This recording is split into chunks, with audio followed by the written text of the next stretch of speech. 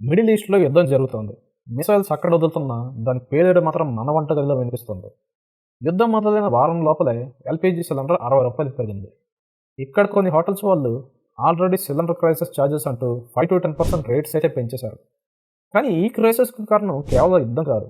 ప్రపంచ ఎనర్జీకి life line అయిన ఒక చిన్న సముద్ర మార్గం స్ట్రెయిట్ ఆఫ్ హార్మజ్. ఇది బ్లాక్ అయితే ప్రపంచ ఆయిల్ ట్రేడ్‌లో దాదాపు 20% సప్లై ఆగిపోతుంది. ఈ వీడియోలో మనం హర్మూజ్ అసలు పరిస్థితి ఏమిటి? అమెరికా ఈ మార్గాన్ని ఎందుకు పూర్తిగా కంట్రోల్ చేయలేకపోతుంది? ముఖ్యంగా ఇండియా ఈ సంక్షోభాన్ని ఎలా హ్యాండిల్ చేస్తుందో తెలుసుకుందాం.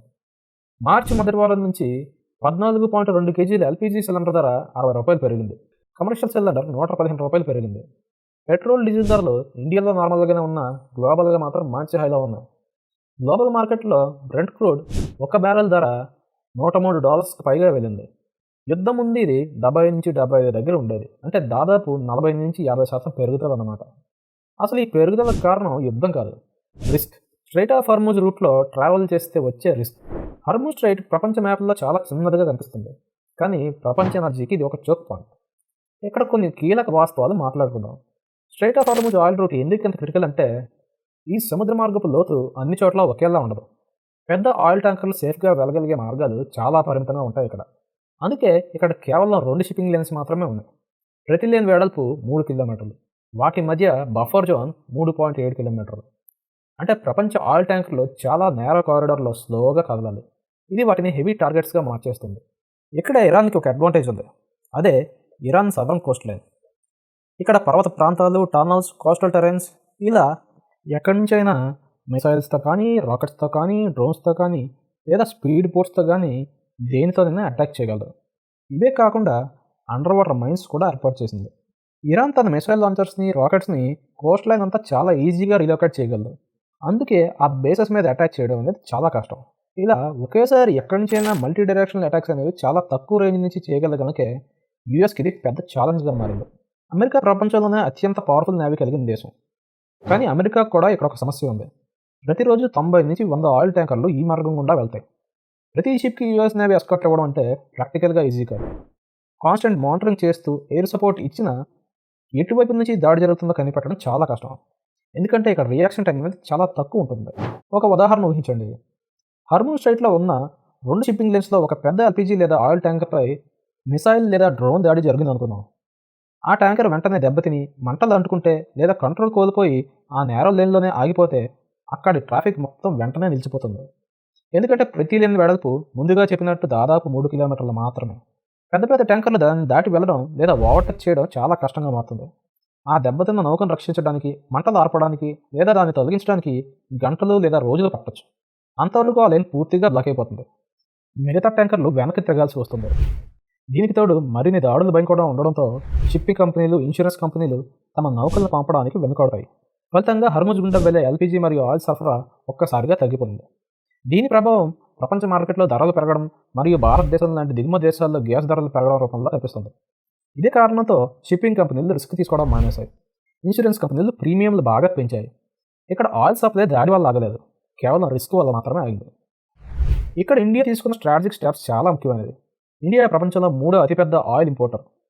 మనకు అవసరమైన ఆయిల్లో దాదాపు 80% మిడిల్ ఈస్ట్ నుంచే వస్తుంది. అంటే హర్మూజ్ బ్లాక్ అయితే ఇండియా తీవ్రంగా ప్రభావితం అవుతుంది. కానీ ఇండియా ముందుగానే కొన్ని కీలక ప్లాన్స్ పెట్టుకుంది. ఇండియా దగ్గర 3 ప్రధాన స్ట్రాటజిక్ స్టోరేజ్ సైట్స్ ఉన్నాయి: విశాఖపట్నం, మంగళూరు, పాడూరు. ఇవి మొత్తం కలిపి దాదాపు 50 రోజుల ఆయిల్ ఇంపోర్ట్స్ని కవర్ చేస్తాయి. అంటే వెంటనే సప్లై షార్టేజ్ అయితే రాదు. ఇక రెండవది, యుక్రెయిన్ యుద్ధం తర్వాత ఇండియా భారీగా రష్యన్ ఆయిల్ కొనడం ప్రారంభించింది.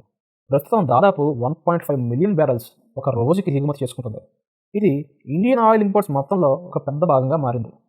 మూడవది డైవర్సిఫికేషన్. ఇండియా ఒకే ప్రాంతంపై డిపెండ్ కాకుండా కొన్ని కొత్త సోర్సెస్ను కూడా పెంచింది. Russia, USA, Africa, Latin America, ఇలా చాలా చోట్ల నుంచి ఇంపోర్ట్స్ అయితే చేసుకుంటుంది. ఇండియాకు గ్లోబల్ మార్కెట్లో ఒక ఫ్లెక్సిబిలిటీ అయితే ఇది ఇస్తుంది. నాలుగో కారణంగా మన నేవల్ సెక్యూరిటీని చెప్పుకోలేదు. ఇండియన్ నేవీ కూడా అరేబియన్ సముద్రంలో పెట్రోలింగ్ చేస్తుంది. అవసరమైతే మర్చెంట్ షిప్స్కి ఎస్కార్ట్ ఆపరేషన్స్ చేయడానికి కూడా రెడీగా ఉంది. ఇక చివరిది డిప్లొమాటిక్ బ్యాలెన్స్. ఇదే ఇండియా యొక్క అత్యంత పవర్ఫుల్ వెపన్. ఇండియా ఒకేసారి ఇరాన్తో, గల్ఫ్ దేశాలతో, అమెరికాతో రిలేషన్ మెయింటైన్ చేయగలదు. మూడింటిని బ్యాలెన్స్ చేయగలదు. అందుకే ఇండియన్ షిప్స్కి కొన్ని సందర్భాల్లో సేఫ్ ప్యాసేజ్ నెగోషియేషన్స్ కూడా సాధ్యమయ్యాయి. ఈ క్రైసిస్ మధ్యలో 2 ఇండియన్ ఎల్‌పీజీ ట్యాంకర్లు, శివాలిక్ మరియు నదాదేవి, హర్మూజ్ గుండా ఇండియాకి రావాల్సి వచ్చింది. డ్రోన్స్, మిసైల్, నేవల్ మైన్స్ భయం మధ్యలో ఇండియన్ నేవీ కంటిన్యూస్ మానిటరింగ్ చేస్తూ డిప్లొమాటిక్ టాక్స్ చేస్తూ ఉండడంతో ఈ ట్యాంకర్కు స్పెషల్ పర్మిషన్ లభించింది. చివరకు ఇవి స్ట్రైట్ ఆఫ్ హర్మూజ్ను సేఫ్గా దాటి ఇండియాకి చేరుకున్నారు. శివాలిక్ మార్చి 16న గుజరాత్లోని ముండారా పోర్టుకు చేరింది. నందాదేవి మార్చి 17న కండాలా పోర్టుకు చేరింది. ఈ 2 షిప్స్ కలిపి దాదాపు 92,000 మెట్రిక్ టన్నుల ఎల్పీజీని తీసుకొచ్చాయి. అంటే 65 లక్షల సిలిండర్లకు సరిపడే గ్యాస్. ఒక పక్క సప్లైని పెంచే ప్రయత్నంలో ప్రభుత్వాలుంటే మరోపక్క డేంజరస్ ట్రెండ్ మొదలైంది. సప్లై తగ్గింది, డిమాండ్ పెరిగింది అనే కారణం చూపిస్తూ బ్లాక్ మార్కెట్లో సేల్స్ని ఎక్స్పాండ్ చేశారు. కొన్ని ప్రాంతాల్లో గ్యాస్ ఏజెన్సీలు మధ్యవర్తులు ఈ పరిస్థితిని చాలా తెలివిగా వాడుకుంటున్నారు. రిపోర్ట్స్ ప్రకారం కొన్ని చోట్ల 1800 విలువైన కమర్షియల్ సిలిండర్ 4,000 నుంచి 7,000 వరకు అమ్ముతున్నారు. కొన్ని రాష్ట్రాల్లో రైడ్స్లో కొన్ని వందల సిలిండర్లు సీజ్ చేశారు. డజన్లలో అరెస్టులు కూడా జరిగాయి. కొన్ని కేసెస్లో 1000 సిలిండర్లు హోర్డింగ్ చేసి 4,500 నుంచి 5,000కి అమ్మిన గ్యాస్ ఏజెన్సీస్ కూడా పట్టుబడ్డాయి. ఇక్కడ హోర్డింగ్ అంటే ఒక గ్యాస్ ఏజెన్సీ లేదా వ్యక్తి వందల సిలిండర్లను దాచిపెడతాడు. మార్కెట్లో గ్యాస్ లేదు అని భావన క్రియేట్ చేస్తాడు. తర్వాత అదే సిలిండర్లను డిమాండ్ పెరిగిన తర్వాత బ్లాక్లో ఎక్కువ ధరకు అమ్ముతాడు. మరికొన్ని చోట్ల డొమెస్టిక్ సిలిండర్లు కూడా బ్లాక్లో అమ్ముతున్నారు. 1,500 నుంచి 4,000 వరకు వెళ్ళిన కేసులు కూడా ఉన్నాయి. ఇది ఎందుకు జరుగుతుంది అని ఆలోచిస్తే కారణం సింపుల్. ఒకటి, సప్లై తక్కువ. రెండోది, ప్రజల్లో ఉన్న భయం. కొన్ని గ్రామాల్లో ఒక సిలిండర్ కోసం 30 నుంచి 45 రోజుల వరకు వెయిట్ చేస్తున్నారంటే మీరు నమ్ముతారా? ఈ పరిస్థితిని కంట్రోల్ చేయడానికి ప్రభుత్వం కొన్ని సీరియస్ స్టెప్స్ కూడా తీసుకుంది. దేశవ్యాప్తంగా 12,000 కంటే ఎక్కువ రైడ్స్ చేయించింది. 15,000కు పైగా సిలిండర్లను సీజ్ చేయించింది. గ్యాస్ ఏజెన్సీలపై డైలీ ఇన్స్పెక్షన్ ప్రారంభించారు. ఎసెన్షియల్ కమోడిటీస్ యాక్ట్ కింద కేసులు కూడా నమోదు చేస్తున్నారు. ఇండస్ట్రీలకు ఎల్పీజీ సప్లై తగ్గించి హౌస్ హోల్డ్స్కి ప్రాధాన్యత ఇచ్చారు. ప్రజలకు ప్యానిక్ బుకింగ్ చేయొద్దు అని హెచ్చరిక ఇచ్చారు. ఎల్పీజీ ప్రొడక్షన్ 30 నుంచి 40% వరకు పెంచారు. పోర్టుల్లో ఎల్పీజీ షిప్స్ ప్రాధాన్యత ఇచ్చి ఫాస్ట్గా అన్లోడ్ కూడా చేయిస్తున్నారు. కంటిన్యూస్గా సిలిండర్స్ యొక్క స్టాక్ మానిటర్ చేస్తున్నారు. ఓటీపీ ఇంకా ఈకేవైసీ ట్రాక్ చేస్తున్నారు. హోర్డింగ్పై స్ట్రిక్ట్ యాక్షన్ తీసుకుంటున్నారు. ఇన్ని చేస్తున్నా జరగాల్సింది జరుగుతూనే ఉంది. సామాన్యులకు మాత్రం సిలిండర్ అమ్మడంలో అవకతవకలు జరుగుతూనే ఉన్నాయి. ఇలా ప్రపంచ మార్కెట్స్ అన్ని షేక్ అవుతున్న సమయంలో కూడా ఇండియా ప్యాన్ కాకుండా స్ట్రాటజీతో ముందుకుపోతుంది. ఇది ఫ్రెండ్స్ ఇవాటి వీడియో.